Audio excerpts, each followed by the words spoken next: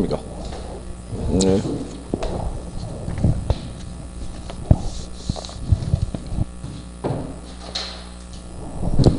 뭐 눈이 많이 와가지고 뭐 도착하는 분들이 조금씩 늦기도 하고 뭐 그런 것 같습니다.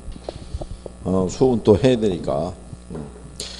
지난번에 경제 하셔가지고 균형에 대한 것까지 갔죠. 균형. 지난번에 우리가 경제할 때 일단 수요의 개념 얘기하면서 유량하고 저량이 있다고 그랬어요. 그죠? 저량의 대표적인 변수가 인구하고 재고하고 자산. 그래서 인재자. 그래서 세 개 있다라고 얘기를 했어요. 48페이지에 그 내용 하면서 정리해 드렸고, 그 다음에 이제 뭐 얘기해 드렸냐면 수요량의 변화하고 수요의 변화 있죠. 수요량의 변화를 유도하는 거는 하나밖에 없어요. 가격의 변화에 의해서 뭐가 변한다? 수요량이 변한다는 거. 그렇죠? 그거는 기억하시나요?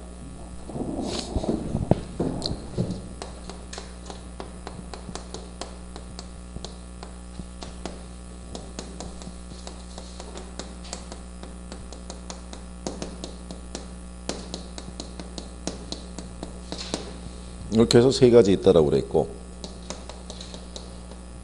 수요량의 변화가 있고, 그 다음에 수요의 변화가 있을 때, 수요량의 변화는 오로지 뭐가 변해서요?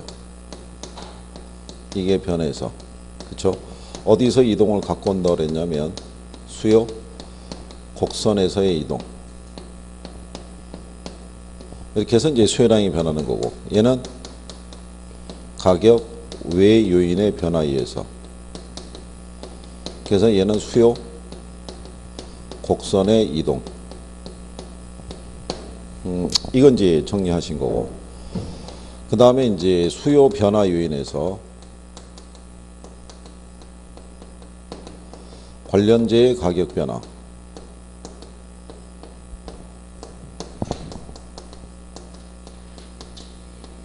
여기서 이제 우리가 대체제하고 보완제 개념을 정리를 했고요. 그러니까 대체제라는 건 대신 소비하는 재화라고 얘기했어요. 그죠? 두 개의 재화를 소비할 때 둘 다 효용이 같으면 가격이 싼 걸 더 선호한다고 그랬죠. 일단 여기 있는 요 수요량의 변화하고 수요의 변화는요. 53페이지에 있는 거예요. 그죠?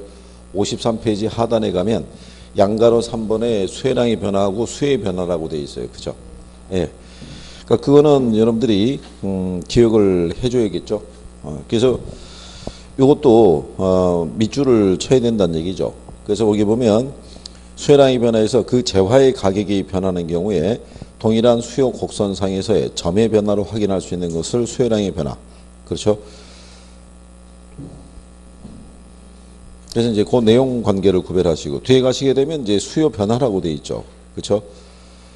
자, 수요의 변화라는 것은요, 가격 이외의 요인의 변화에 따른 수요량의 변화를 수요 변화라고 하고, 수요 변화는 수요 곡선 자체 이동으로 표시된다. 그래서 제목 밑에 두 줄 정도 밑줄 쳐서 구별을 하시면 되겠죠. 그죠? 그럴 때 이제 이 수요 변화를 유발하는 요인에 보면 소득 변화가 있고 55페이지에 가면 관련제 가격 변화라고 있죠. 55페이지. 거기 가면 대체제 가격 변화라고 되어 있잖아요. 그죠? 얘네는 별표해서 기억을 해 주셔야 돼요. 그죠? 그래서 동그라미 A의 대체제 가격 변화, B의 보완제 가격 변화. 여기는 이제 시험상에서 자주 인용하니까 정리를 꼭 해두셔야 된다라고 얘기를 했고. 기억하시나요? 여기까지 이거 한 거. 이거 이제 복습을 잘 하셔야 돼요. 복습을 못하면 이게 이제 기억이 잘 안 난다고요. 그죠? 그 다음에 이제 우리가 공급에 대한 거는 이제 똑같은 논리로 이제 정리를 한 거고. 그 다음에 이제 여기서 우리가 기본적으로 또 알아야 될 거는요.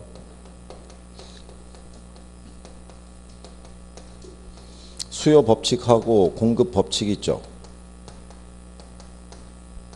요건 기본으로 정리가 돼 있어야 돼요. 그래야지 이게 이제 탄력성하고 연결이 되는 거예요. 수요 법칙은 다른 조건이 일정할 때 여기는 가격과 수요량이 서로 무슨 관계다? 수요량이 반비례 관계예요. 그러니까 반비례라는 것은 가격이 상승하면 수요량이 감소하고 가격이 하락하면 수요량이 늘어난다는 거. 공급 법칙은 가격하고 공급량이 서로 무슨 관계라는 거예요? 비례 관계라는 거죠. 그렇죠? 이 법칙에 대한 거를 여러분들이 구별할 수 있으셔야 돼요. 이게 이제 탄력성으로 연결이 되는 거예요. 나중에 그 왜 탄력성이 연결이 되냐면 수요의 가격 탄력성이라고 있어요.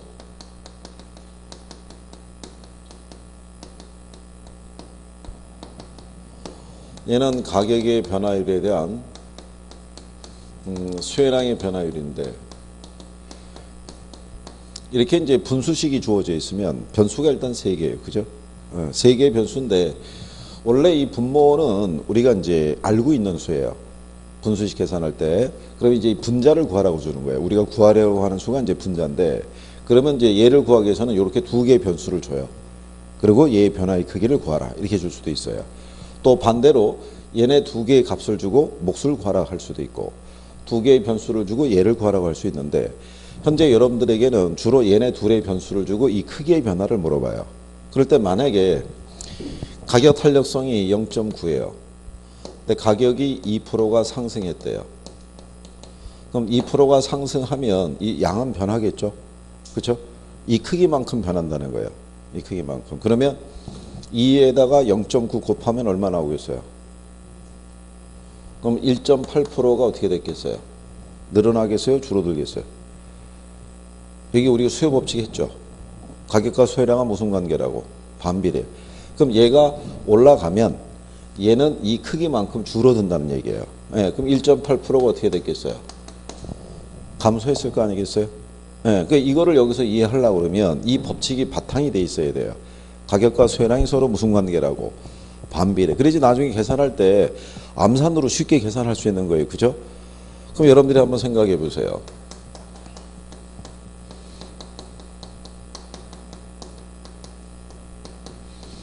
수의 소득 탄력성이라는 게 있는데 얘는 소득의 변화율에 대한 수요량의 변화율인 거예요. 그럼 우리가 일반적으로 생각해 보자고요. 소득이 늘어나면 소비가 늘어나겠어요? 줄어들겠어요? 늘어나겠죠. 그럼 만약에 이렇게 생각해 보세요. 얘가 0.5예요. 0.5. 자, 그런데 소득이 4%가 증가했대요. 그렇죠? 그럼 소득이 변했으니까 수요량도 변하겠죠. 근데 소득이 증가했다고 돼 있잖아요. 그럼 얘는 이 크기만큼 어떻게 되겠어요? 증가하겠죠. 그럼 4 곱하기 0.5하면 몇 프로겠어요? 2%가 늘었을 거 아니에요. 그렇죠? 그러면 이 상태에서 전체 변화는 어떻게 되겠어요? 전체의 변화는 가격도 오르고 소득도 올랐어요. 이때 전체 변화는 어떻게 된다? 아니, 여기 생각해 보세요. 자, 4% 증가해서 얘가 몇 프로가 늘어났어요? 2%가. 근데 얘는 몇 프로가 줄었어요? 1.8%가. 그럼 전체 변화는 어떻게 되겠어요? 2에서 얼마 빼면 1.8 빼면 남는 거 얼마? 0.2겠죠? 네? 이게 계산할 수 있어요, 없어요? 이렇게 하면. 간단하게 계산할 수 있죠. 그러면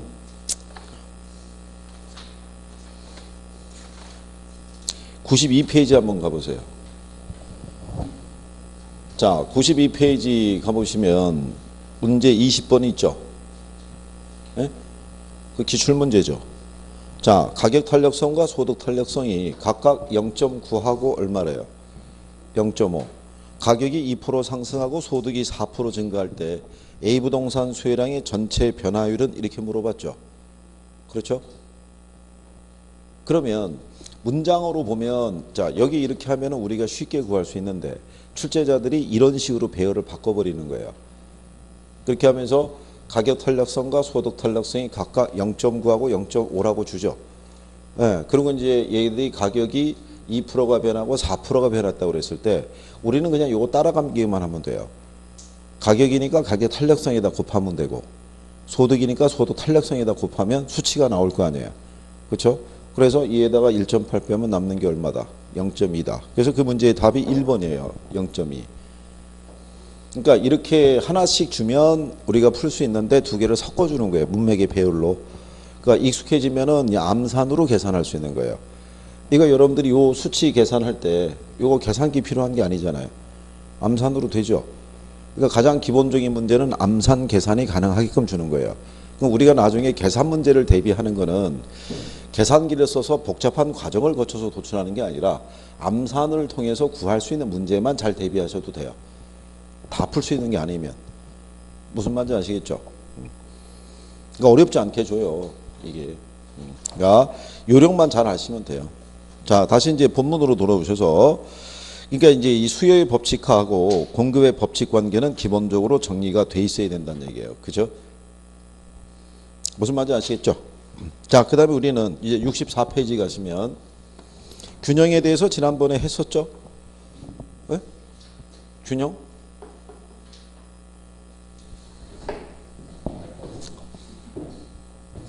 이거 균형도 기억해야 돼요. 시험에서 이거 인용을 하니까. 균형이라는 거는요, 요게 사려는 힘하고 팔려는 힘이 서로 같아지는 상태가 뭐라고 그러겠어요? 그걸 균형이라고 얘기를 해요. 균형. 그죠? 그러면 가령 예를 들어서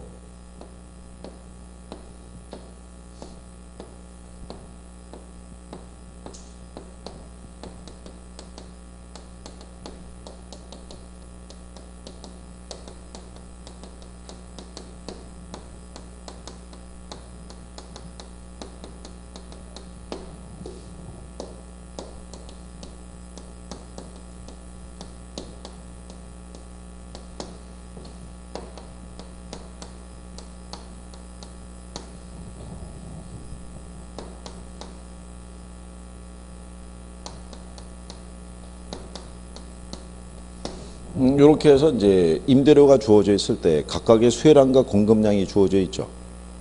20만 원일 때는 수혜량이 50이고 공급량이 20이에요. 그죠? 네. 그러니까 임대료가 쌀 때는 뭐가 많겠어요? 수요가 많은 거예요. 임대료가 싸니까 공급은 적고. 임대료가 올라도 여전히 30만 원일 때 수혜량은 이제 올라갔으니까 수혜량은 좀 줄겠죠.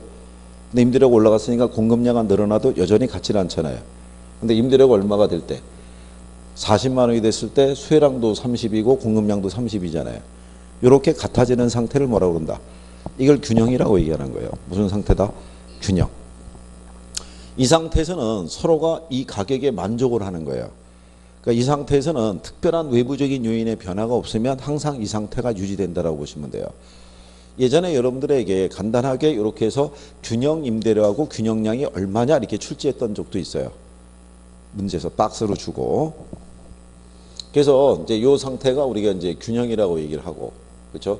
그래서 이걸 우리가 지난번에 그래프를 그려서 한번 확인 한번 해봤었잖아요.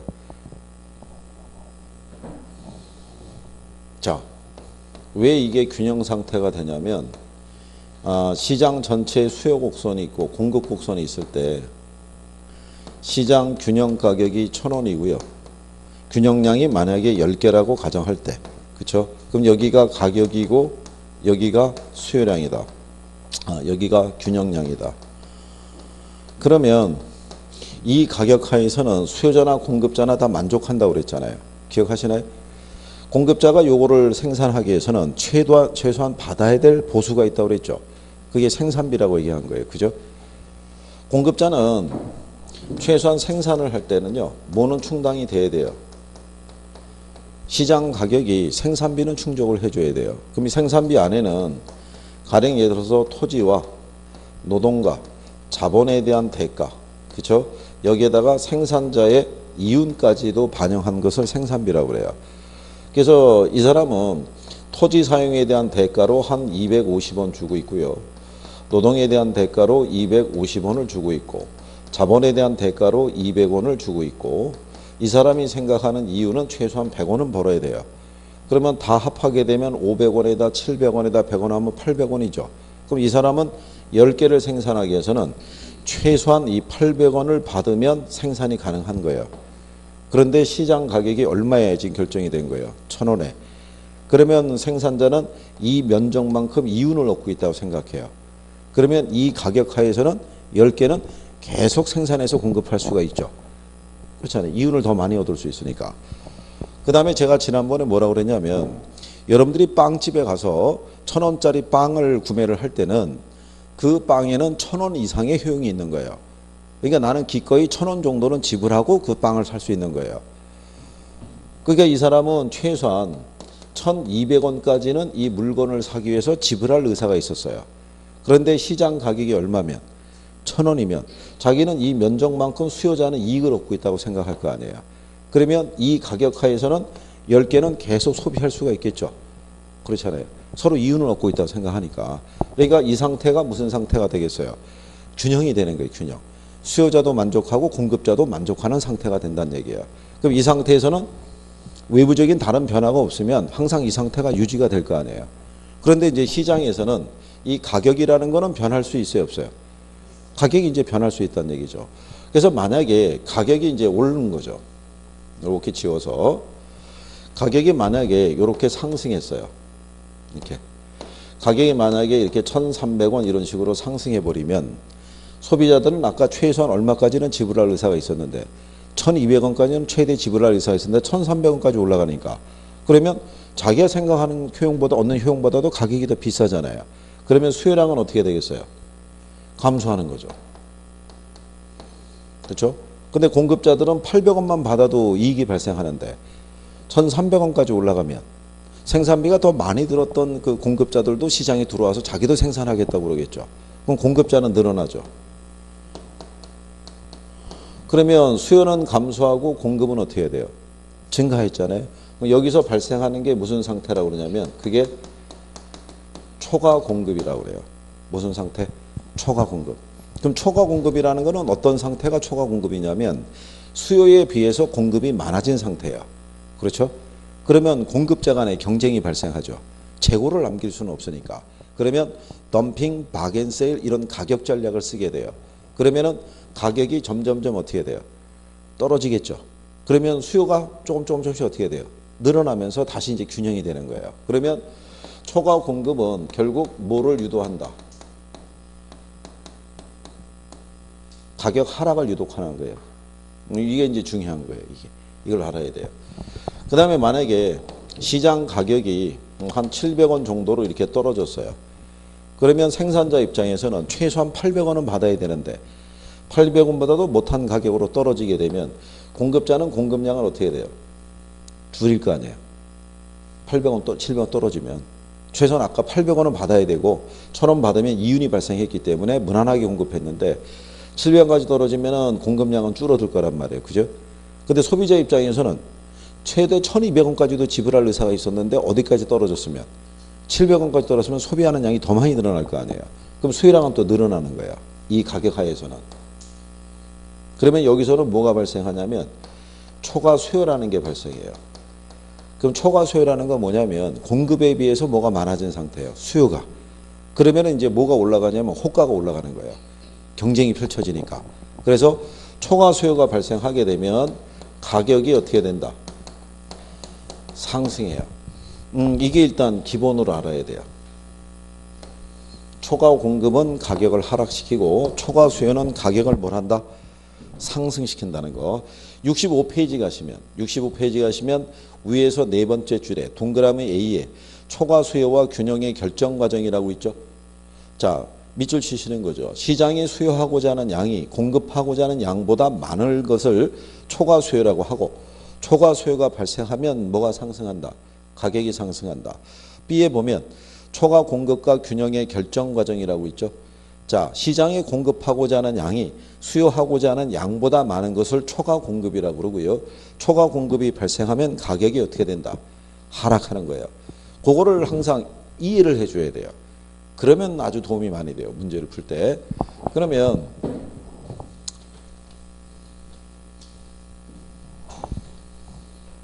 그 밑에 박스에 가면 자, 동그라미 2번에 그래프 밑에 보면 동그라미 2번에 균형의 이동이라고 돼 있죠. 예, 거기 이제 별표 하시는 거예요.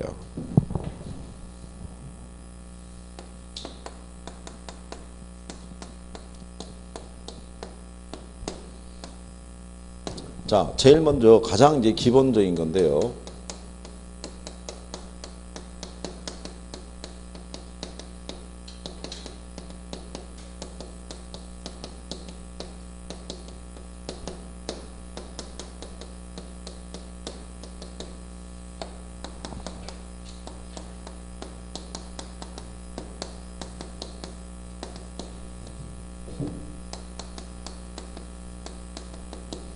이거를 균형량 또는 균형 거래량이라고도 이렇게 표현을 해요. 자, 얘가 불변인데 수요가 증가했어요. 그죠? 공급이 불변인데 수요가 증가했다는 거죠. 그러면 가격은 어떻게 되겠어요? 가격은. 그럼 양은 어떻게 되겠어요? 양은.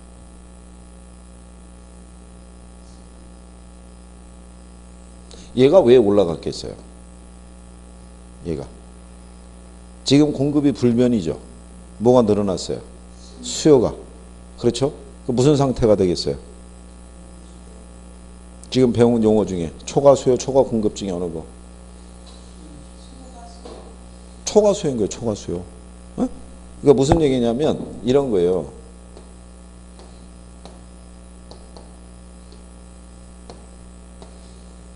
이렇게 해서 가격이 1,000원인데 10개였단 말이에요. 그럼 요 균형 가격 하에서는 수요량하고 공급량이 같아요. 수요량도 10개고 공급량도 10개라는 거예요. 같은데 이 상태에서 얘만 늘었다는 거예요. 뭐만? 수요만. 수요만 2개가 더 늘어난 거예요. 그럼 무슨 상태가 되냐면 초과 수요가 되는 거예요. 수요만 증가한 거예요. 그래서 초과 수요가 되니까 얘가 상승하는 거예요. 무슨 말인지 아시겠어요? 그래서 얘가 가격이 이렇게 상승한다는 거예요. 이렇게. 그러면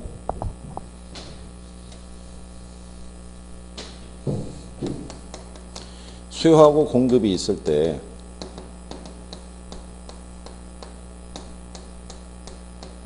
다섯 개 같죠? 균형 상태. 이 상태에서 얘만 늘었다는 거예요. 얘만. 그렇죠? 그러면 뭐만 늘어난 거예요? 수요가. 그러면 공급에 비해서 수요가 많아진 상태잖아요. 그러니까 초과 수요가 되겠죠?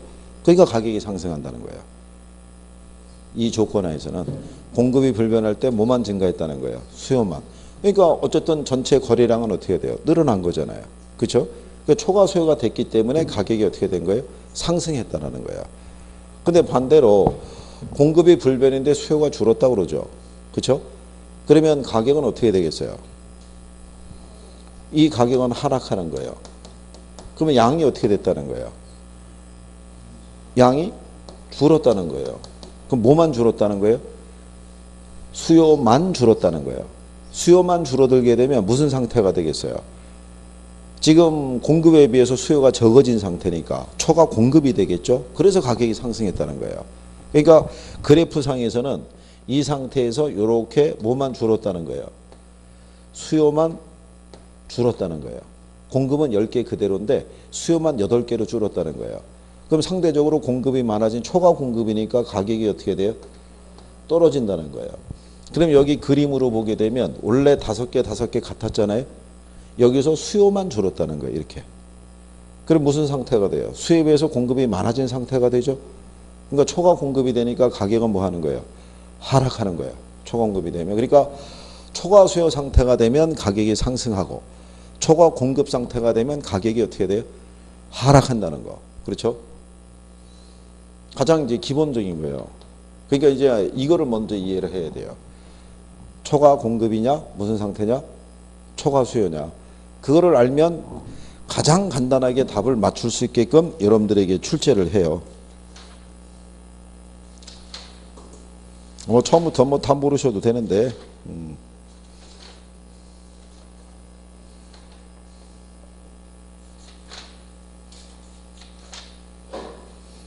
86페이지 한번 가보세요.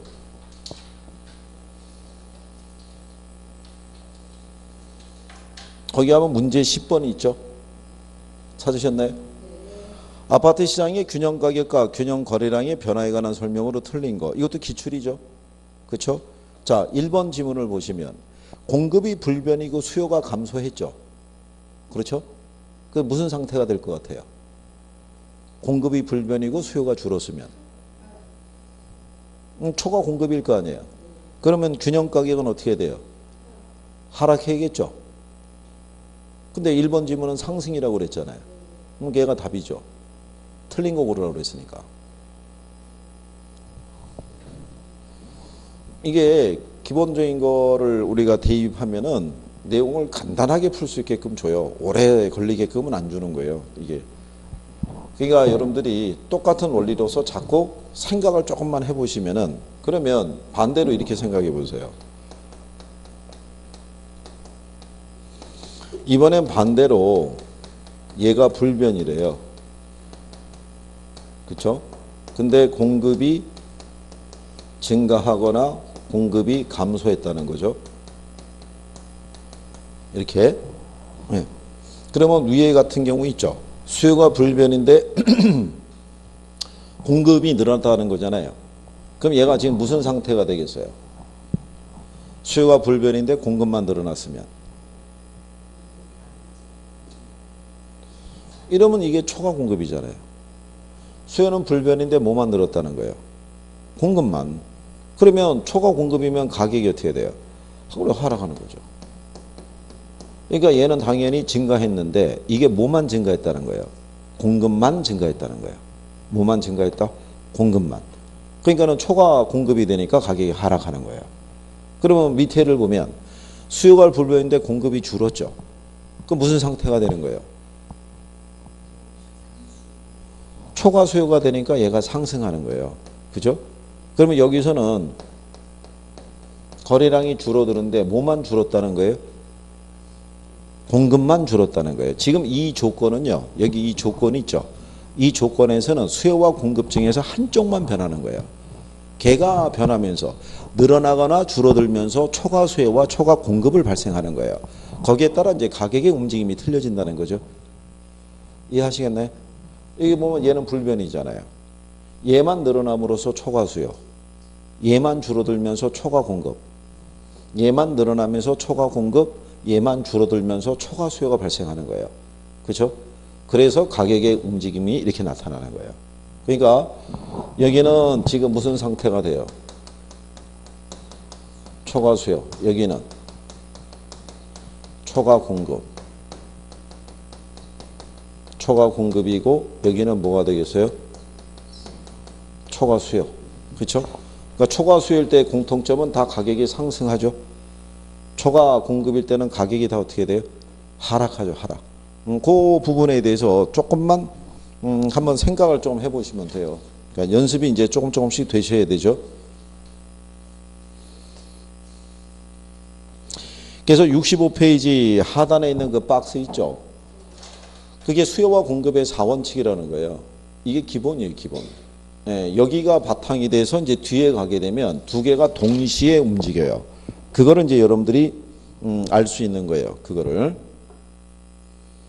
그래서 여러분들이 67페이지 가면 수요하고 공급 곡선이 모두 이동하는 경우 있죠. 예, 그러면 한번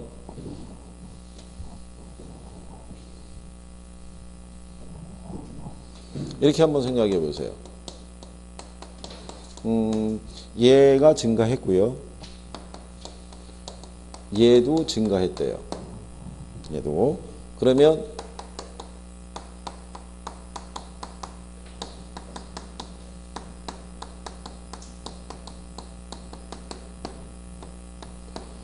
이걸 지금 처음은 우리가 이론으로 이렇게 해보는 거예요.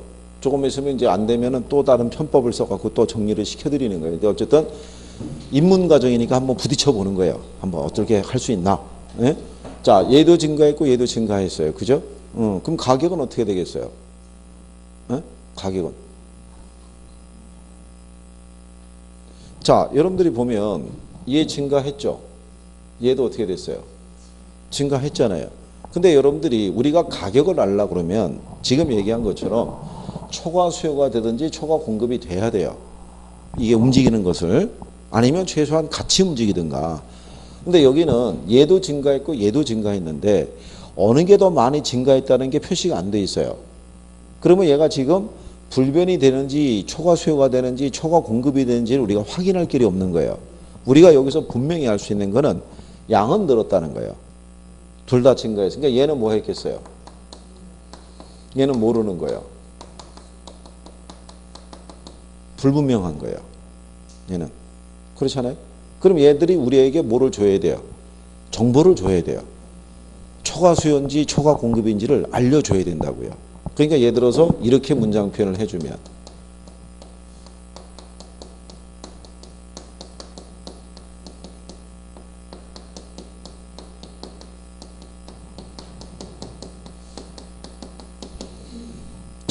수요도 증가했고 공급도 증가했는데 뭐가 더 많이 늘었대요?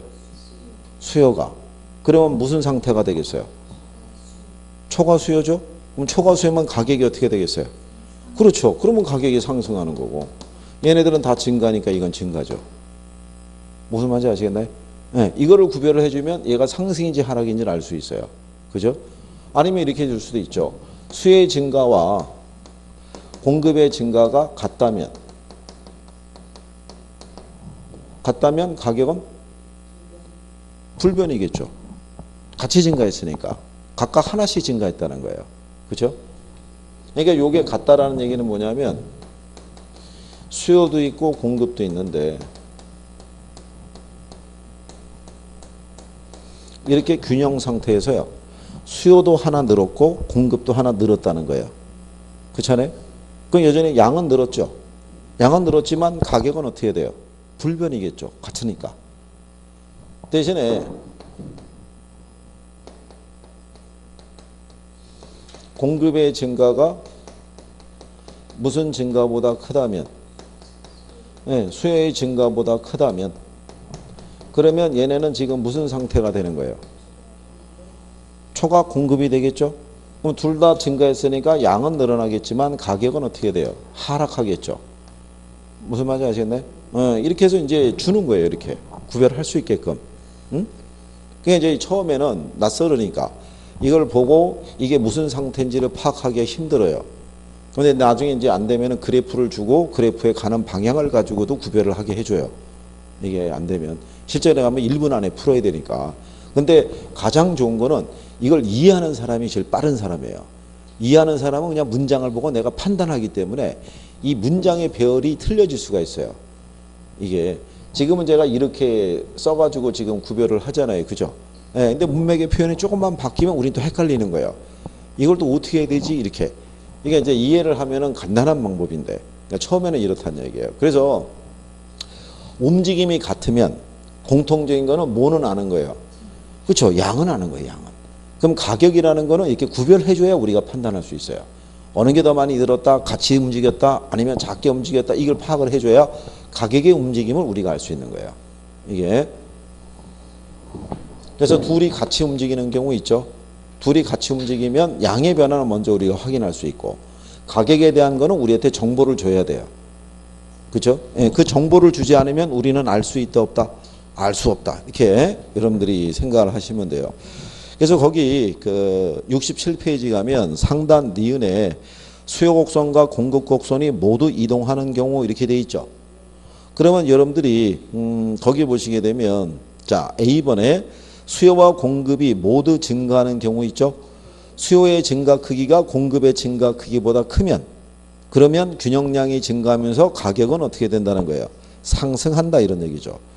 그런데 수요의 증가 크기보다 공급의 증가 크기가 더 크면 무슨 상태냐면 초과 공급이겠죠. 그러면 가격은 어떻게 된다? 하락하는 거예요. 근데 그 밑에 보면 수요의 증가 크기와 공급의 증가 크기가 동일하면 균형량은 증가하지만 가격은 변화가 없다 이렇게 해놓은 거예요. 무슨 말인지 하시겠나요? 그래서 수요와 공급이 동시에 증가한다는 사실만으로는 균형 가격이 어떻게 변하는지는 알 수 없어요. 단 양은 반드시 증가하겠죠.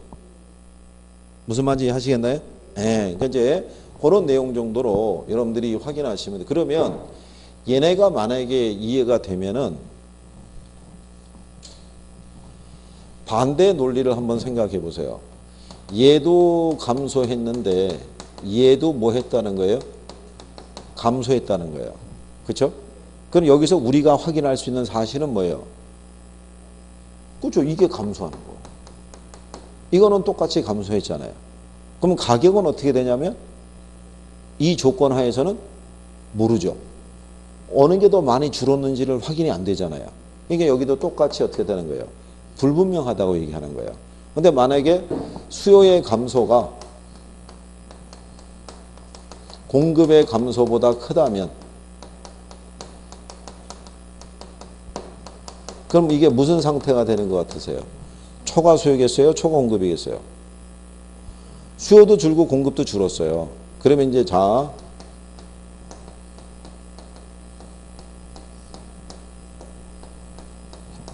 균형이었는데 둘 다 줄은 거죠. 자, 공급이 하나 줄었는데 수요는 3개가 줄었다는 거예요. 이렇게. 그 무슨 상태가 돼요? 초과 공급이겠죠? 초과 공급이면 가격이 하락하는 거예요. 하락. 얘기를 해주잖아요. 잘 생각해 보시면. 그죠? 근데 반대로 똑같이 이렇게 했는데 공급의 감소가 수요의 감소보다 크대요.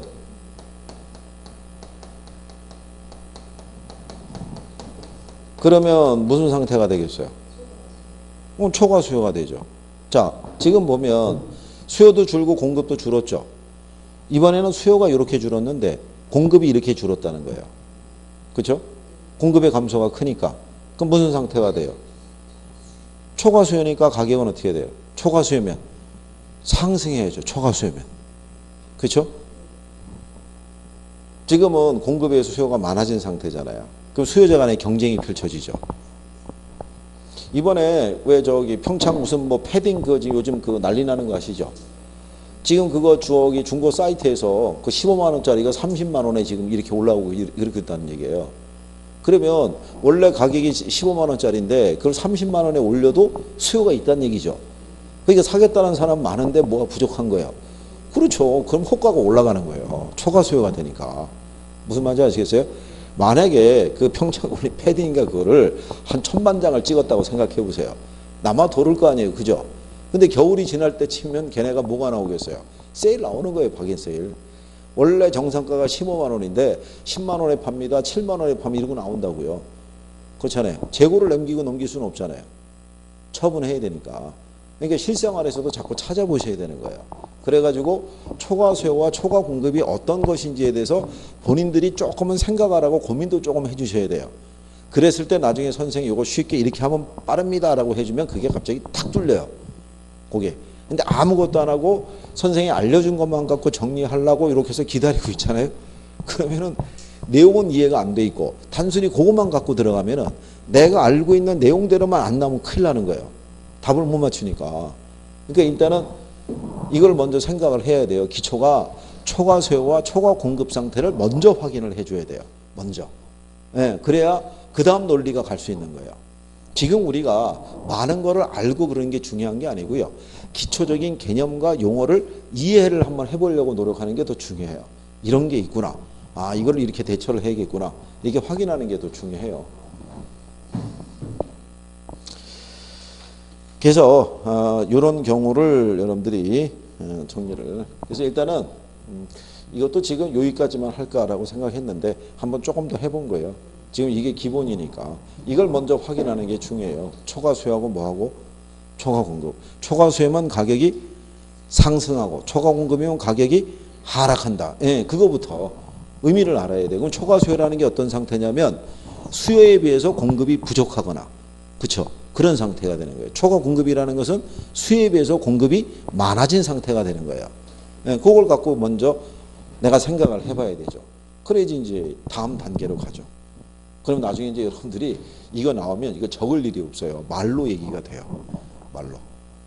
선생님이 여기다 간단하게 자 수요가 증가하고 공급은 예서 불변일 때 그렇죠? 그러면 여러분들이 초과 수요니까 가격이 뭐한다 상승 팍 나오는 거예요. 나중에. 그러면 선생님이 뭐 적을 일이 별로 없어요. 편하잖아요. 서로 간에 말로 얘기가 되니까.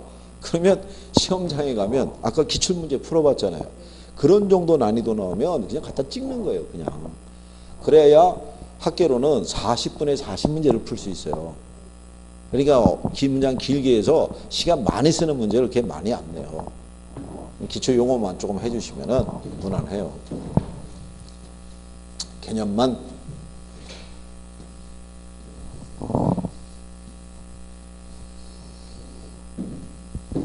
그리고 어느 반에 가면 경제 개념이 또 이렇게 잡혀 있는 사람들이 또 이렇게 다수가 있으면 저희들 입장에서는 강의하기는 되게 편하죠.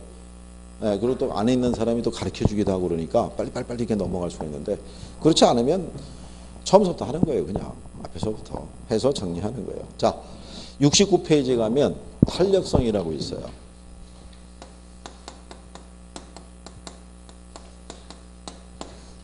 얘도 별표를 해야 돼요. 탄력성도. 자, 우리가 이 탄력성이라고 얘기했을 때요. 앞에서 지금까지 이제 여러분들이 배웠던 거는 뭐를 배웠냐면 방향에 대해서 배웠어요. 뭐를 배웠냐면 자, 수요의 법칙에서는 가격과 수요량이 무슨 관계다? 반비례라고 배웠죠?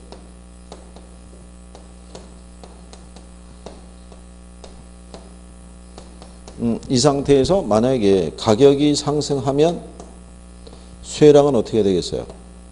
감소하죠. 이 방향대로. 또 가격이라는 게 하락하면은 수요량이 어떻게 되겠어요? 늘어나죠. 그러니까 지금까지는 우리가 뭐를 배웠냐면 이 방향성만 배운 거예요. 움직이는 방향. 가격이 오르면 수요량이 줄고 가격이 하락하면 수요량이 늘어난다는 움직임의 이 방향성만 배운 거예요. 자, 그런데 만약에 이번에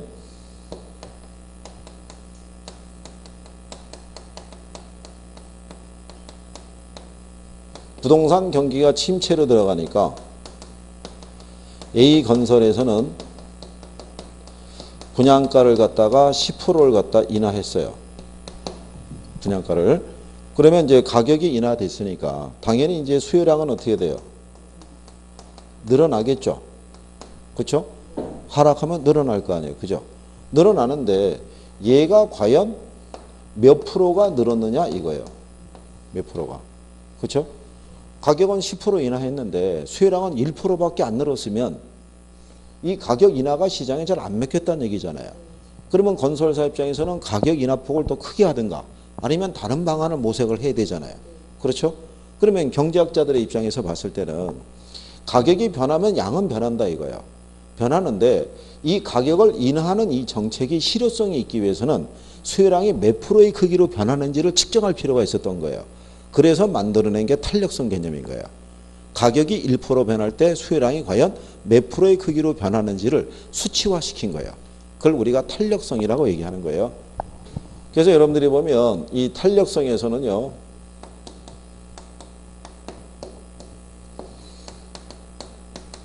이 종속 변수의 변화율을 우리가 이제 이걸 변화율 이렇게 얘기하는데요. 그냥 이거를 이제 그냥 독립 변수의 변화율 이걸 안 쓰고 그냥 이렇게도 표현을 해요. 종속 변수의 변화율을 무슨 변수의 변화율로 나눠서 독립 변수의 변화율로 나눠서 측정하는 거예요. 거기 69페이지에 가면 박스 있죠. 박스에 보면은 종속 변수의 변화율을 독립 변수의 변화율로 나눈다고 돼 있잖아요. 그렇죠? 그러면 여러분 조금 아까 제가 한 거 기억하시나요? 아까 제가 가격의 변화율분의 무슨 변화율? 예, 수요량의 변화율 하면서 이게 수요의 무슨 탄력성이다? 가격 탄력성이다. 이렇게 해놨잖아요. 그렇죠? 예, 근데 우리가 지난 시간에 수요 함수 배운 거 기억하시나요?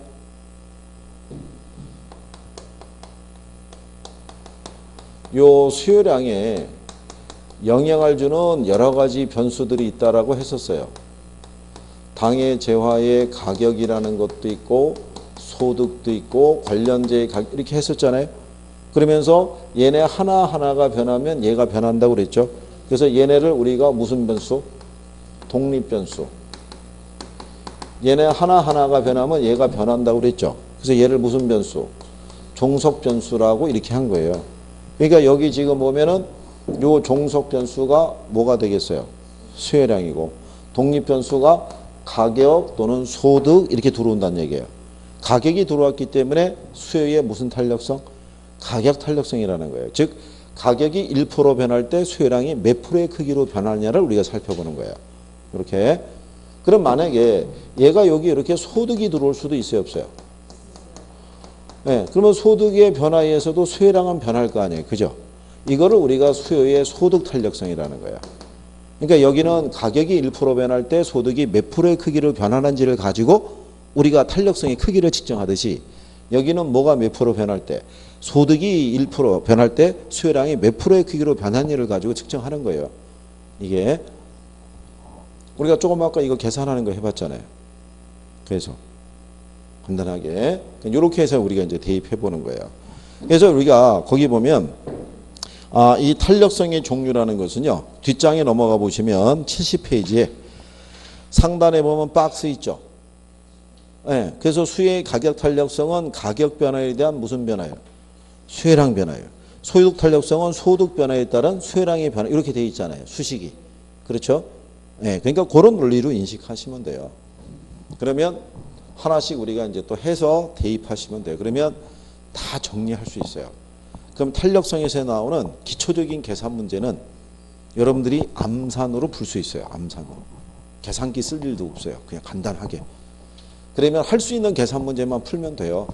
나중에 너무 복잡한 건 안 하셔도 돼요. 그리고 나중에 시험장에 가실 때 준비물 있죠. 이거 수험표를 안 갖고 가도 돼요. 현장에서 확인돼요. 예? 원서 그 수험표 있죠. 안 갖고 가도 현장에 가서 신분증 내면 거기서 다 확인이 돼요. 그리고 계산기 있죠. 예. 굳이 만약에 갔는데 학교에 가서 봤더니 계산기를 빠뜨리고 온 거예요. 그죠? 그렇잖아요? 그럼 집까지 갔다 올 거예요? 집에 있는 식구들 보러 갖고 나오라고 그럴 거예요? 그게 안 되면 거기 앞에서 학원 관계자들 다 나와 있어요. 계산기 좀 하나 달라고 그러면은 빌려줘요. 예비용으로 갖고도 있고 그러니까. 그리고 안 되면 거기 가면 이제 감독관실이라고 있다고요. 가면은 거기 대부분 교무실을 차지하고 쓰기 때문에 비품이 있어요. 그러니까 계산기 하나만 빌려달라고 하는 거예요. 다른 학원을 갔더니 그 양반이 1차가 떨어진 거예요. 확인해 봤더니. 그래서 왜 그러냐더니 계산기를 놓고 갔다는 거예요. 그래가지고 계산기를 가지러 가느라고 집을 2번인가를 왔다 갔다 했다는 거예요. 그래갖고 여러분들이 아마 9시 반에 아마 시험 시작인가 그렇죠? 9시까지 입실해가지고 올해부터 간신히 그 반에 들어갔다는 거예요. 간신히 그 시험 시작 전에 거기를. 그러니까는 그게 무슨 경황에서 가서 그 시험을 했겠어요, 그걸. 근데 그 양반이 왜 계산기 집착을 했겠어요? 계산이 취약하니까. 그러니까는 그거는 별 의미가 없는 거예요. 근데 문제는 그날 부부가 같이 봤다는 거예요. 근데 문제는 이제 그게 안 되니까는 가갖고 계산기를 하나 챙겨갖고 나왔는데 봤더니 남편도 안 갖고 온 거야. 다시 또 집으로 가가지고 남편 것도 챙겨서 나왔으니 그 시간에 얼마나 걸렸겠냐고요. 그래서 제가 그랬어요. 아니 그러면 근처에 무슨 편의점 있으면 정 급하시면 그냥 거기서 하나 사시면 되지. 그걸 굳이 집까지 택시 타고 갔다가 그거를 그래가지고 나중에 남편 거는 뭐 자고 있던 딸내미 잠옷 바람으로 걷어 하나 걸치고 택시 타고 뛰어가지고 주고 갔다 그랬으니 결국은 남편만 1차가 되고 부인은 떨어지고 뭐 이런 사태가 있다는 거죠. 그러니까 가기 전에 준비물 같은 것도 미리미리 잘 챙겨서 아주 쓰러진다는 얘기죠. 얘기 들어보면. 정상적으로 해도 쉽지 않을 판에 그잖아요. 그러니까 전날에 준비물 다 챙겨서 거기다 넣어놓고 주무시면 될 거 아니에요. 그걸 아침에 찾으려고 그러니까는 빠뜨리는 거죠. 걱정이라 되죠. 그래도 우리 뭐 할 수 있으니까. 그래서 거기 자, 그 70페이지에 보면 동그라미 2번에 수의 가격 탄력성이라고 있죠. 그 옆에 회차 나온 거 있죠. 20회 가로 열고 계산, 21개 가로 열고 계산, 22회 가로 열고 계산, 24회 가로 열고 계산, 25회 가로 열고 계산 이렇게 돼 있죠. 네. 그리고 28회 가로 열고 계산. 올해도 나왔어요. 근데 계산에 대한 내용이 그다지 어렵진 않아요. 그다지 우리가 충분히 할 수 있는 거예요. 숙달만 되면 딱 1분 안에 풀 수 있어요. 그러니까 그걸 우리가 이제 한번 해보는 거예요. 시간은 이제 50분 됐으니까 잠깐 쉬었다가 가격 탄력성부터 한번 해보죠.